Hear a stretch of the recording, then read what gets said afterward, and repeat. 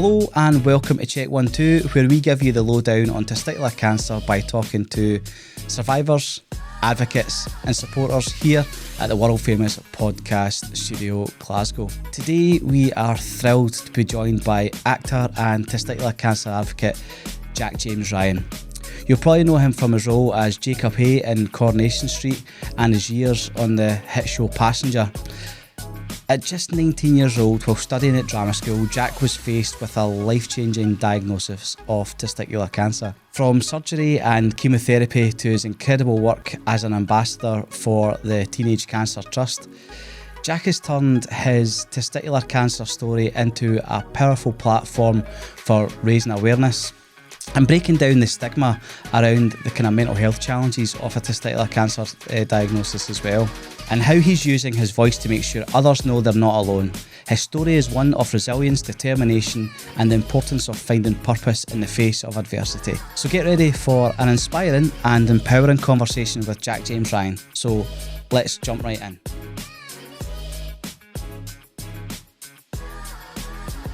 Thank you so much for coming on Check 1 2. I think, you know, doing the kind of the research that I've before this, your story's really quite inspiring as well. So I'm totally psyched to speak to you as well. If for those who maybe don't know your testicular cancer story, would you really just kind of take us quickly through that, and then we can just kind of run through some questions and things, if that's okay?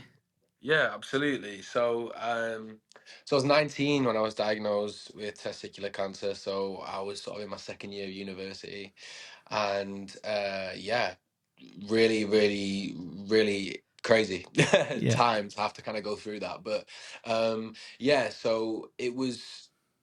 Do you, in the grand scheme of things, I think I was actually quite lucky.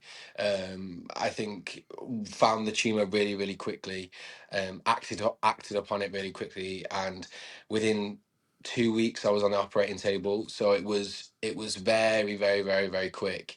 And once the tumor was removed, they were actually really happy with the results, and they didn't find many cancerous cells were left over at the end, which was great. So I had some sort of preliminary sort of chemotherapy, but after that I was sort of then in remission, and then just recovering and getting better. So actually really, really lucky with how it all kind of panned out, to be fair.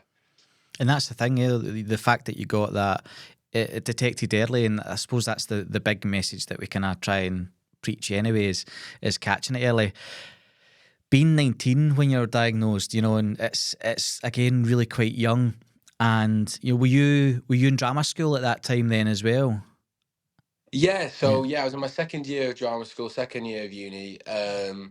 Yeah, it was, there's never a good age to get cancer, but I think especially as a young person, when you're trying to discover all these different things about yourself, and you're going through all that sort of general self-development, which is kind of difficult and tricky anyway.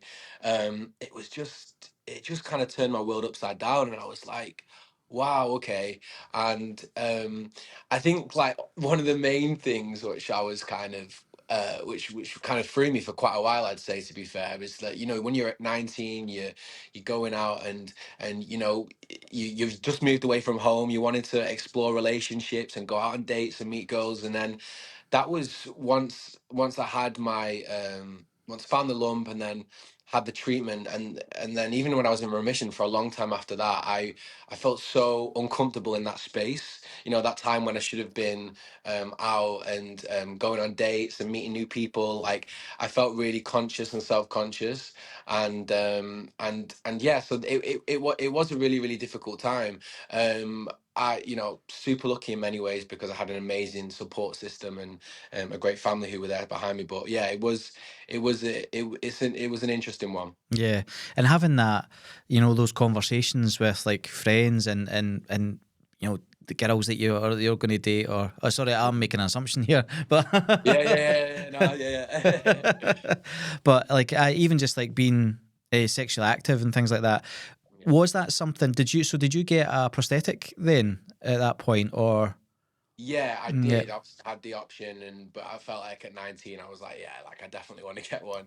of course, So yeah, but it was yeah, just like I'd never really properly experienced body image issues until that point.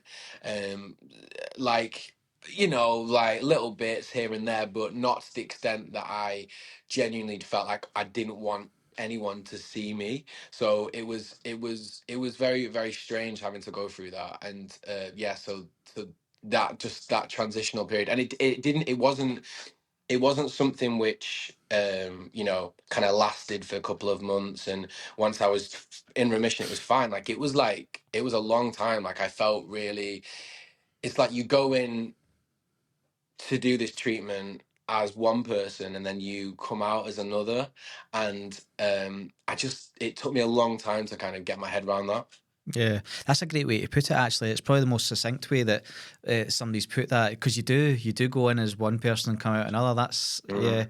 and being a kind of young and inspiring actor, how did that affect like you emotionally in terms of the roles that you wanted to do or the work that you wanted to try and get into? Did that have any impact on like your mental health and your emotional health while looking to could you be a full time actor? Yeah, it was just a lot to have to think about. The industry is super demanding, and also this industry requires you to be like super open and super, there is a lot of times, especially even in the last couple projects I've been, where I've had to be, getting my kit off in front of loads of random people on set, and then obviously that going out to the nation. But it's so yeah, it was just kind of juggling all of that and how comfortable I was going to be with all of that. But yeah, it just puts you in a completely different mind space. Like, I did suffer quite a bit with mental health problems after it, just like depression and quite severe anxiety as well. And it was just, again, these were all new things to me. This wasn't something that, do you know what? I probably had experienced elements of it before, but being a man and all the societal pressures, like, I was just like, oh well, that's nothing. But now that I've obviously been through this and kind of been open to, that's kind of one of the really good things I feel about going through this experience, is now that, like, I can be really open about my emotions. I can talk to friends and family when I'm not feeling well or when my mental health is dipped. But I think previously, if that had ever happened in my life, I kind of would have just put it away to the whole, man up, or that type of energy of just like, oh, you'll be fine. But sometimes, we're not fine, and that's cool. And the best thing to do is just to be open and be receptive to how, and the things that we can do to make our mental health better as well, not just our physical health. Yeah, it's the one thing as well that I think that we don't discuss in terms of testicular cancer. A lot of people think, oh, you've had testicular cancer and you might get your testicle removed or you get that little bit of treatment and then that's it. And I think people forget there's so much else goes on with that. And especially being like yourself being 19 and, being in an industry that is about image and how you portray, and often we tie our masculinity to our testicles. And as a young man, was that something that impacted you? Did you feel that weight of questioning your own masculinity because you'd lost that testicle?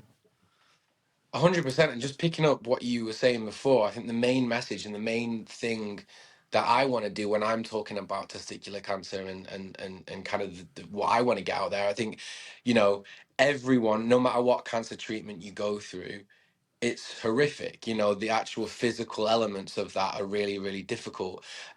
Everyone knows that now, right? Like, we know that. But I think, especially for men, and especially with this type of cancer, it's the lasting effects which don't get talked about. Still now, what I was in remission when I was 20, I'm now 27, 7 years. Still now, I feel the repercussions of what happened to me, and I feel like I probably always will, and live with that in some way or another. And I'll have a really random day where I'm just like feeling really rubbish about myself, and I'm like, oh, okay, that's still You know what I mean? It'll always be there. And I think that we don't talk about the lasting effects, the body image issues and the mental health issues that come with kind of going through that. So that's always something that I want to push. Sorry, I've lost the end of what you said on the last bit of the question, but I just No, wanted no, to it's pick up on fine. that because it was It was such a just great more. It point. was just more about like and how you felt about your own masculinity, and because Yeah. you know, I know that when I went through mine, I've said this before, but my masculinity wasn't necessarily tied to my testicles. So, and I was in Yeah. a long term relationship, you know, family and all that. Yeah. And I always understood when guys would get the kind of prosthetic and things, but my masculinity fears came about fertility. So, you know, Yeah. as a younger man, you might not have thought about your fertility at that time. So how did you feel about your masculinity and the industry that you were going into as well? Did it impact that feeling? Yeah, absolutely. And yeah, like you said, I hadn't even thought, I wasn't in the headspace of thinking about a family or children or anything like that. But then it was like, oh yeah, well, now you're going to be 50% less fertile. And I was like, oh, okay. So that was not something I even was ever going to think about for at least another 5 years or 10 years or whatever. But it's like now I need to start thinking about that. And yeah, it was, and I think that just there wasn't, you know. For me, and again, this is another reason why I've tried to be like super vocal about my experience and everything else, just because like when I was going through it, I didn't feel like there was anyone like me in the media who was being kind of open and honest about it. And I think that ties into the issues of masculinity and I think a lot of men who have been through it and who have spoken to me about it or who I've met through different services have really opened up about how embarrassed and how much shame they have around it, and I totally get it. A really great thing for me about doing this and being open about it is that shame that I really did feel about it, I've been able to turn the shame into like a power, my superpower.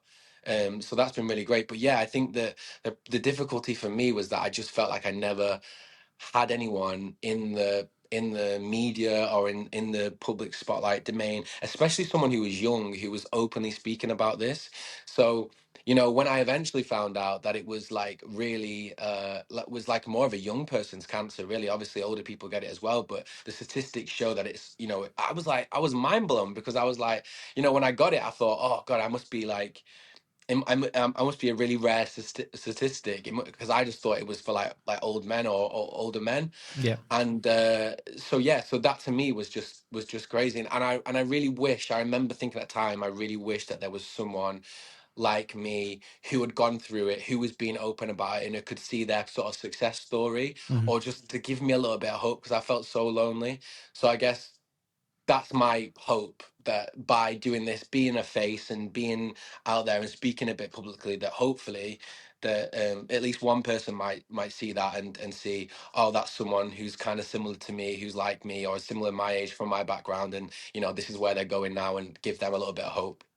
And that's our hope for the podcast in general as well. You know, it's such an Yeah. aligned thing because I was the same when I went through my treatment. We didn't, and especially when it came to the fertility part, we didn't see any stories that were like mine or knew anybody or, and again, men don't talk about, they don't talk about their balls, they don't talk about their mental health, and they don't talk about their Yeah. fertility, Yeah. so, Yeah. and me and my wife, when we were going through that kind of period, if we had seen my story when the success came, when we eventually, my wife fell pregnant naturally, we were really lucky in that regard that, on the point of going to IVF, she fell pregnant.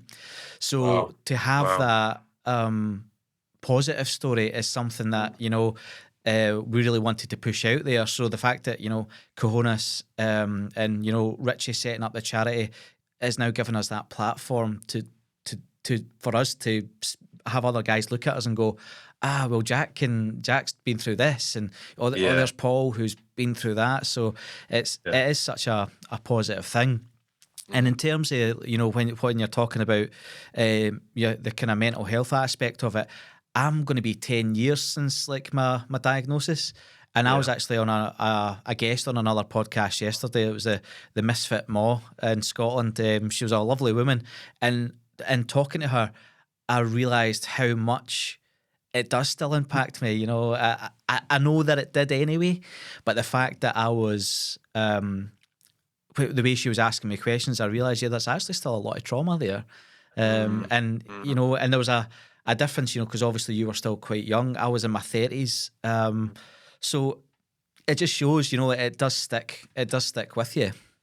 Yeah, definitely, and that's just something that I like to talk about now, especially being in remission, because I think that it's just not spoken about enough. And you know, that aftercare and that you know having that network around you is so important, because there are days where it'll just hit you out of the blue, where you're just feeling completely rubbish about something that happened 10 years ago. Yeah, yeah. Yeah. And for you, you know, again, going through that at such a young age, a lots of different things can happen with family and friends and relationships and things like that. You know, was there any changes to your relationships? You know, did you get closer with people? Did some people disappear from your life? Was there anything that kind of changed for you?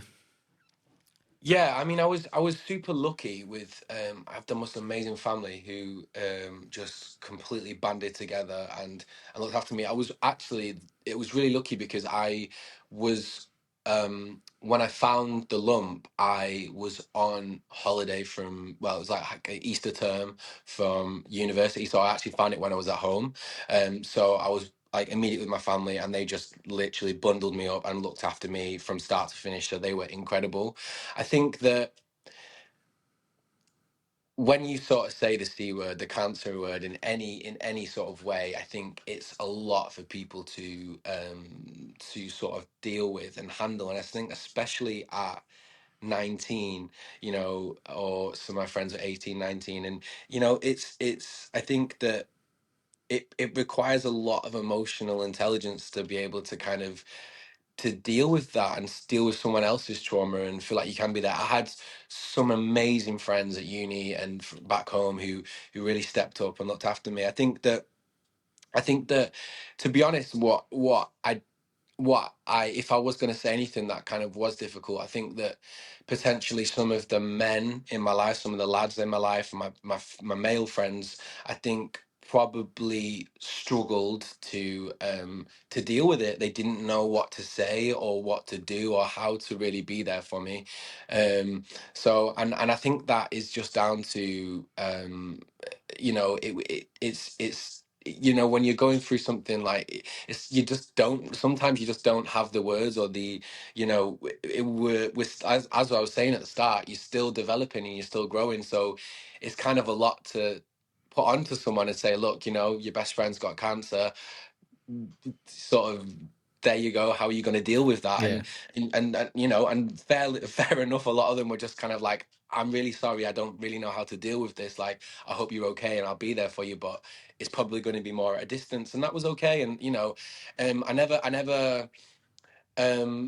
resented anybody, and I don't look back at it and blame anybody. Or I was grateful for it. And to be honest, the lads that maybe struggled a little bit emotionally, they were the best for the jokes and the crack and the humor, which as I'm sure you know, is the best thing to kind of keep you sane when you know as much as it's amazing to have that sort of that motherly love of like, oh, I hope you're okay, everything's going to be okay, don't worry, I've got you. You also need the people to come in and be like joking and keeping it real and just making everything seem normal, and because then you stop to catastrophize it and it just becomes like, cool, there's an end point where you know it just normalizes it. So yeah, I think people just deal with things differently, and I think that it was very interesting as a 19-year-old to navigate that with other 19-year-olds. But as I say, I never look back on it and I was resentful or anything, but yeah, I was very lucky with the support and the love that I had. Yeah. And that's amazing as well. And I think that when you look at, especially being 19, even, you know, when I was in my 30s, a lot of people don't necessarily experience cancer as somebody witnessing somebody go through it, you know, especially at 19, you maybe, and if you do, it's maybe an older person. And most people's perception of what cancer looks like usually comes from TV or film, you Yeah. know. So it is a big change. And if you watch TV and film, everything's kind of condensed, so people look really, really ill. And I think sometimes with testicular cancer, there's that weird dichotomy of he's got cancer, but they might not look that ill, and it is a weird one to kind of navigate.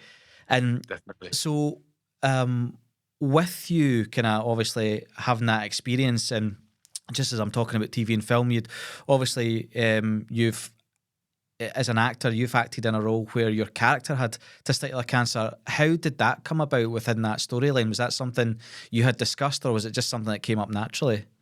So it was actually I so when I was going through when I was in remission, and it was the sort of the year after that, I was graduating drama school, and I actually wrote my own play, Right. and it was called Me and My Left Ball, and it was just like a super like dark sort of comedy drama piece about my experience of cancer. And yeah, we managed to put it on in London, which was just incredible, and we had like a little sellout run, and it was amazing because um, I don't even know. Like when I think of back to it now, I'm like, how did you do that? I don't know how I did it. I just kind of did it, and it was amazing. I wrote it and I self-produced it, and it literally nearly killed me putting it on because it was so crazy. But it was one of the best things I ever did,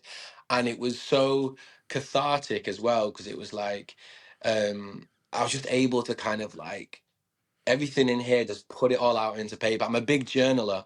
When I'm struggling with mental health, I'm big on journaling. I think that's one of the best things to do. And this was just like journaling, but on a whole new level. And I just kind of like was able to just chuck everything down into this play, and yeah, and it was incredible.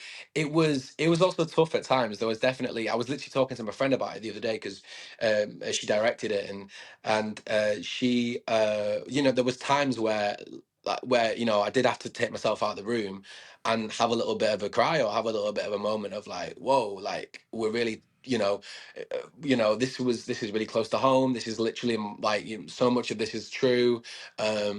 So yeah, it was amazing, and it was so nice as well to have all my family and friends come and see that and share that, especially the people that had been with me through that experience, because a lot of the characters within the piece as well were based on real friends, and yeah, so it was cool for those people to come and see that and just see my interpretation of kind of that experience. But yeah, it was amazing, and I hope I'm going to bring the play back at some point because it was so great. But I would definitely love the opportunity to be able to do it on a bigger scale. That would be amazing. Do that in TV or film. Like I would love to be able to portray this experience, and like we've discussed, all the nuance and not the stereotypical how we see cancer in the media, but what this is, and what this feels like and looks like, and yeah, and I think that would be really, really cool. Oh, I think that'd be amazing. Yeah. And did you discover then anything new about your cancer experience while writing, or even by, if, like you say, your friend's directing it and she's directing you in a certain way? Did you discover anything new emotionally, or like the thoughts that you didn't really know that you had, or were just lingering at the back? Was there anything you discovered about your cancer journey? Yeah, it was really interesting because I think once as a writer, you kind of have to write, and then you have to leave it. You have to like give it to the director and just let them run with it and let them tell the story. So it was really interesting to have people's artistic flares sort of affected like kind of my own story. But yeah, I think that the biggest thing, because the play was basically centered around me, two my two male friends, and then like a sort of girlfriend, and it was just really interesting to delve into the intricacies of those relationships. And I think basically what I was telling you before about how sort of the lad struggled a little bit to kind of deal with that. And I think I tried to show that in a way, and also you know, the girlfriend initially was just like, uh, no, I can't deal with this. This is too much for me. Bye. And then towards the end of the play, had come back and realised that no, that was the wrong thing to do, and I need to be there for him, and I love him, and all the rest of it. So it was just nice to kind of delve into the intricacies. 'Cause I guess I hadn't really thought about the the relationships between other people until I'd wrote it down. And then I was like, oh, that's really, really interesting, actually. And then came to these conclusions about how sort of people had struggled with it or not struggled with it or whatever. But yeah, so I think that was the biggest thing for me. Yeah, and it's such a unique way to be able to kind of to process that as well, you know. And I think it's good that you talk about journaling, you know, because it's something new to me. You know, it's something that I didn't do at the time, but it's even if it's just like in my notes, you know, I've got a kind of the phone notes, and there's days now where I'm feeling a bit rotten, and I'll just kind of I'll write down how I'm feeling, and it's not necessarily for anybody to see, but it's just so I can look back and go, well, what was it that caused me to feel like that? And I've I've still struggled with my mental health. Kind of been poor at times, you know, since my treatment, and it's been Mm, up and down, and mm. you know, but it's like anything, you know, you kind of barrel through, and you kind of make sure that you're doing everything that you need to do. But that journaling aspect of it, you know, is that something that you had always done? You know, growing up, were you somebody who did keep a journal? And for people maybe who it might be new to, like myself, you know, is there any advice you'd give on, you know, how to start, or even just like what your thought processes are around it? Yeah, no, so I'd never ever journaled. I think that up until my diagnosis, I was never. I didn't feel like I'd really struggled too much on mental health. I had down days, but you know, this was really clear. Like, it was like, oh, okay, I'm really struggling right now, and so it was just it. It was a process of me like looking for things that I can do to make myself feel better, and journaling came up, and I was like, cool, it's worth a shot. And it just worked really well for me. I think there's something nice about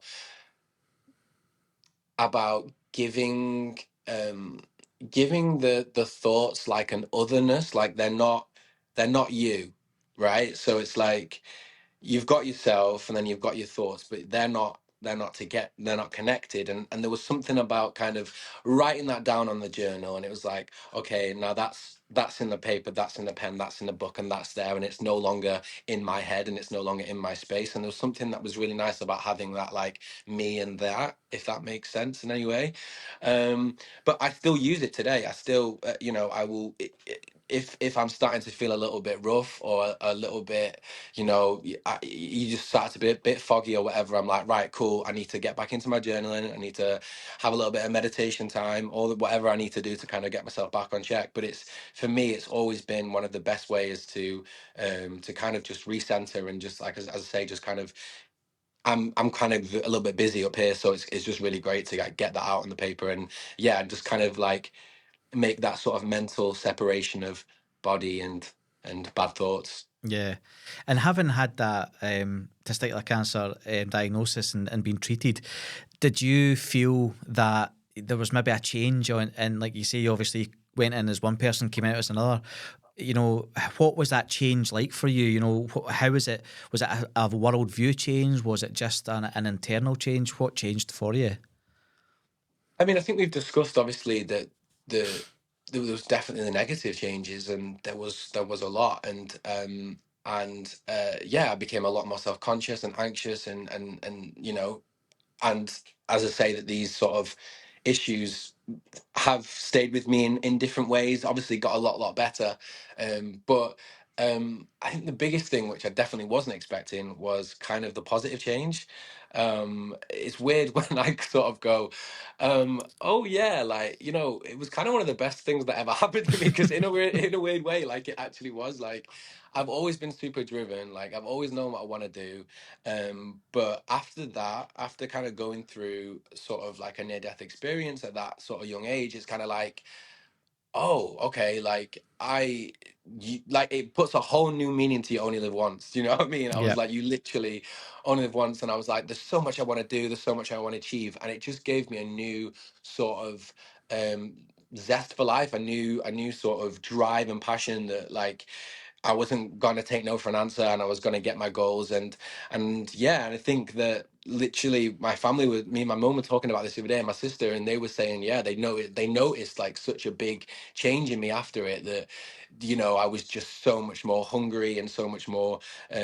So yeah, that was something which I was not expecting at all, and it kind of just came out of nowhere. But I just appreciate life so much more now, and yeah, and I feel like I just live my life so much, like more to the full, I guess. Yeah, and it seems to be a theme, and especially within the podcast and the other guys that I've spoke to, almost to a man, they've went, I had this great, negative thing happen to me, but it was actually probably one of the best things that happened to me, which is Yeah, such a weird thing to be able to say about cancer. But, I know.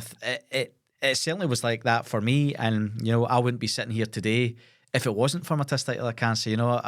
I get to go out and educate as the community engagement officer for Cahonas, but then I also get to host a podcast as well, which is Yeah. something that I've always wanted to do, and now I can, and it really offers a great platform. But I think the biggest thing with that, like you said, it's that life and death thing. I don't think you really understand life and death until yeah, especially the word cancer. It really does make you go, oh. Yeah, yeah, And yeah. so with like that kind of survivorship, it always seems to be for people that it's the end of the journey, and like we've already spoke about, it's not, and you've obviously done a lot of advocacy work around testicular cancer. What is the kind of main hope and drive for you within that advocacy, and what going forward do you kind of want to do in terms of testicular cancer advocacy again? Yeah, I guess just touching on what I spoke about before, was I just want to be that voice that I felt like I never had. If I'm totally honest with you, I just want to be that. I think there's a real gap of young men talking about this. And listen, it took me a while to get here. It wasn't easy. It wasn't something I wanted to speak about for a long time, for definitely a few years. But now that I am here, and also I started to kind of speak about it, maybe to friends and to family, and then I sort of started to work in the industry, got onto Coronation Street, which opened this whole new platform. And then it was kind of like, right, okay, now I make a decision about, if I publicly speak about this, it's going to be on every newspaper. It's going to be that. So it was a big decision to kind of do it, but I'm just so glad that I have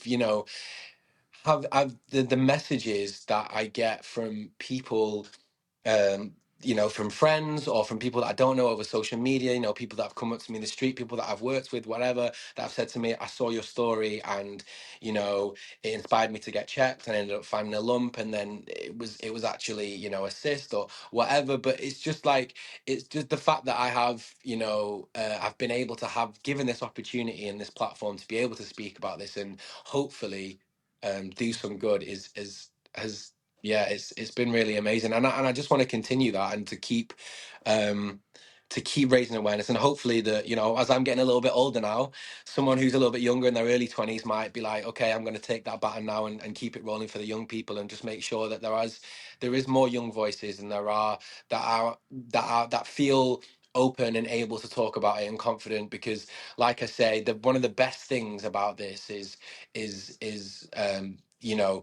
reclaiming the power of the shame I had, because I had so much shame around it. And then now, like, that I can talk about it and feel like I can be an advocate about it, I just feel so much power and so much strength, and it fills me with a lot of like joy. So yeah, it's great. Yeah, I mean, we definitely need more people like you, who are in having been in a particular age group, like you say, to bring that baton on, because Mm. and that's why, as Cahonas, see if we're trying to get into schools to do educational talks. We go into businesses, but schools are so important because you are probably the same as me. You probably had no education on testicular cancer. You probably weren't talking about it, and then it happens to you. Whereas our message when we go into the schools, it is taking away that stigma and embarrassment and saying, if you go to the doctors, they don't care what your willy and your balls look like. They don't Yeah, care. yeah, yeah.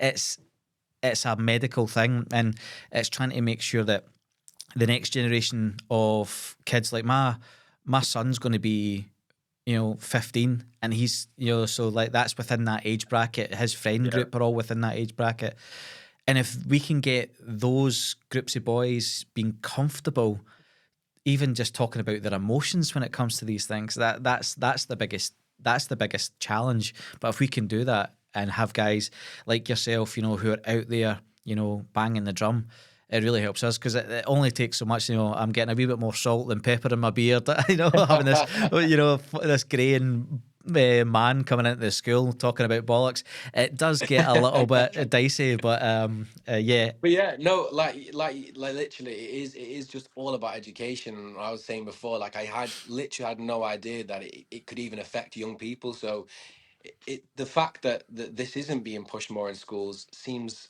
insane to me. So hopefully, in the next few years we can have a bigger push for that. And obviously the work that you guys are doing, I know there's a few other people doing some really cool work as well to try and get into that younger age bracket. So yeah, like this is so important, because education is power, in it. Yeah, definitely. Yeah, it really is, and that's why, like, when we look at other people around us, and you look at the Teenage Cancer Trust, we've got a good relationship with the kind of nurses up here within that, and Mm. that's obviously somebody like an organisation that you've dealt with most. So, how was it? Did you just reach out to them, or was it something you reached out to, or they reached out to you? So I think I started doing I think I just opened up publicly about my own experience, and I was doing yeah, I just done some sort of news articles and little bits of press. And then one of the guys, Becky over there, who's just amazing. She's sadly left the trust now, but she was incredible, and she ended up contacting me and just being like, look, we'd love to see if we could do some work with you and get you on board. And I was like, amazing. And then we started chatting, and then we ended up doing lots of really cool stuff. And biggest probably was going on to Lorraine and having a really big, great chat with her about everything and my experience and my relationship with the trust. And then after that, they ended up making me like a celebrity ambassador, which was so cool. And yeah, since then it's been a really great relationship. I've done lots of really cool stuff with them. They have an event each year called Find My Sense of Tumor, which I think is the best name. That's really good. And it's basically all where all the young people get together and kind of have a weekend away and learn loads, just like chill and have fun with other young people who are going through the same stuff as them. It's the most amazing thing ever. And I've been lucky enough to go to back to back, probably like last 2 3 years, and be their keynote speaker and speak to the young people there.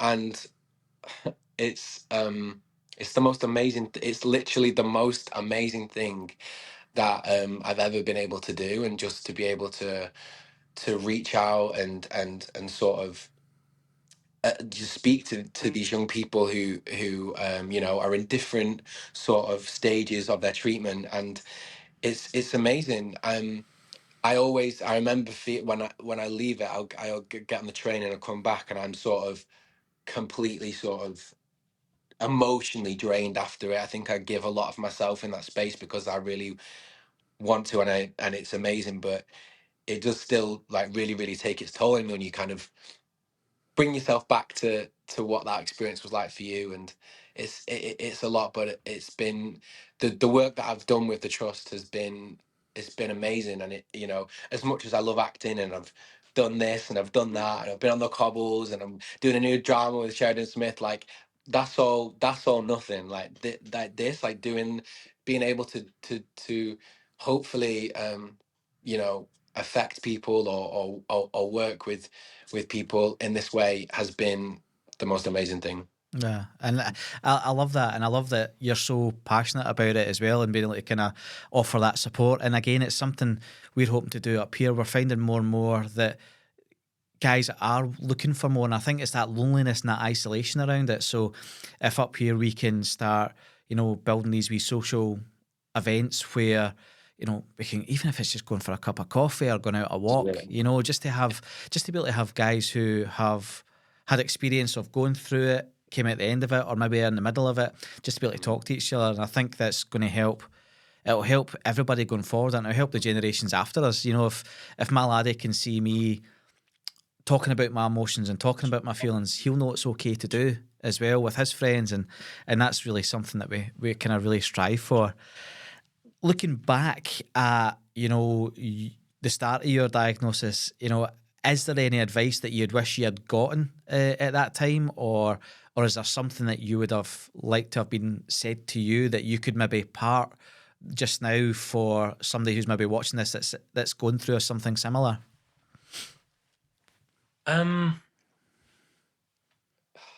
Feels kind of generic or cliche, but it's gonna be okay, I think is the best thing. And it can be really lonely and really isolating, no matter what age you are. But don't be afraid to ask for help when you need it. Don't be afraid to reach out to the people that you love and that you trust. And and that's not even, I know some people not necessarily have the best relationship with family and friends, but even the support at the NHS and all of these different charities that work, Macmillan and like the Teenage Cancer Trust and everything, there's so much support out there, and it's all there for you to kind of grasp. I think when it first happened to me, I didn't want to get involved with the trust. I didn't want to get involved with any of these services because to me it almost felt like if I was, then it was like I was making it more like it was making it more real. But in actual fact, when I did end up reaching out, it just made everything so much better. And the services are there to help you. So just really use them, and yeah, just don't be afraid to ask for help, and don't be afraid to be vulnerable. If there's one time that you can be vulnerable, especially emotionally, it's at a time when you've got a diagnosis like this. So yeah, just don't be afraid to be vulnerable, ask for help when you need it, and it's going to be okay. Yeah, and that's brilliant, and I think that's probably a great way to kind of to end this as well. I've thoroughly enjoyed speaking to you today. I think your story is so inspirational because of the kind of the spotlight that you got thrust into with your career choice. So be able to have somebody like yourself, talk so openly about this is great. So thank you so much for giving me your time today. Not at all. Honestly, really, really nice to meet you. And as I said, like, big up on all the work that you guys are doing. It's incredible and it's needed. So yeah, it's great. Yeah. No, thank you very much.